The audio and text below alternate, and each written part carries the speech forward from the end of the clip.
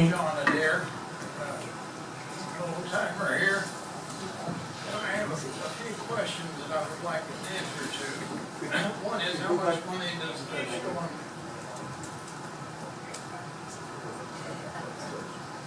How much money does the storm tax bring in? JV? What's the storm tax? What's the revenue on that on an annual basis? What's that? Storm drainage tax. Revenue on the storm tax. I can find it in like 5 minutes, exactly. Sometimes they don't have a finance director. Okay, yeah, you would ask the questions and we'll look them up. We'll get right back to you. The second item is the 6 and 7 cent gas tax was put on during the Depression, and then took the cent that Lake Worth got, took them out of the bankruptcy. What are you doing with that tax now, and how much is that? How much does that 1 cent tax mean to the city? That's all part of the taxing with the county and with the League of Cities. They've come up with those formulas and all those taxes. I don't know that we're not implementing an individual tax, if that's what you're asking. We revenue share with Lubbock County. You get it, I would assume you get a check every year based on that formula, whatever it is, and I would just like to know what it is and what do you do with it? Is it going to the general fund, or does it go to repair our roads? It would go into the general fund balance and then would be allocated towards the streets, but I don't know what the amount is off my head. Any chance I can get some answers to that? We'll get you both of those. That'd be great. Thank you. Thank you, sir. Oh, you actually have that? No, that was another card. Another card? Okay.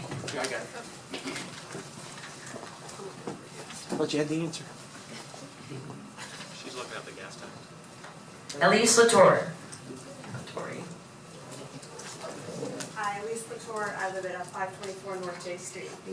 I got some really good points for made here tonight. The one I'd like to make is that, Talk into the microphone.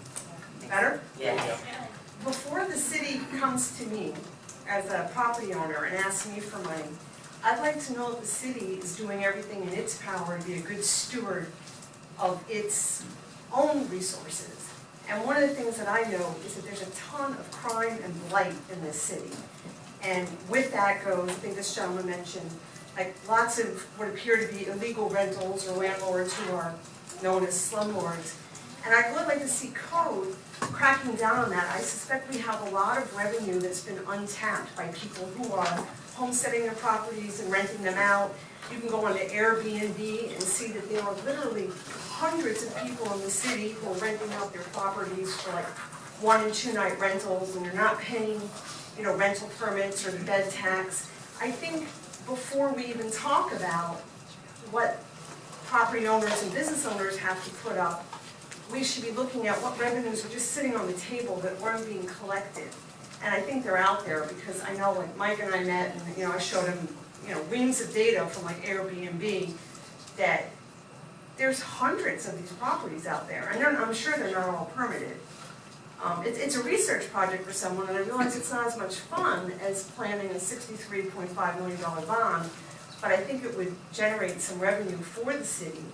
And I think that if we got our house in order, to me, when people say, why did you move to Lake Worth? They don't say, the roads there are terrible. They say, why did you move to Lake Worth? There's a lot of crime, there's drugs, there's prostitution, there's bad neighborhoods.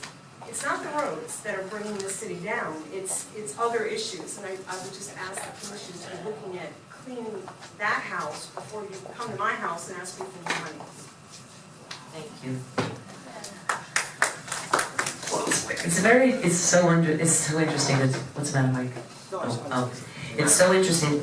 Okay, Commissioner Marsh, you wanted to say something before? Yeah, I just wanted, since the city manager is putting things on the board,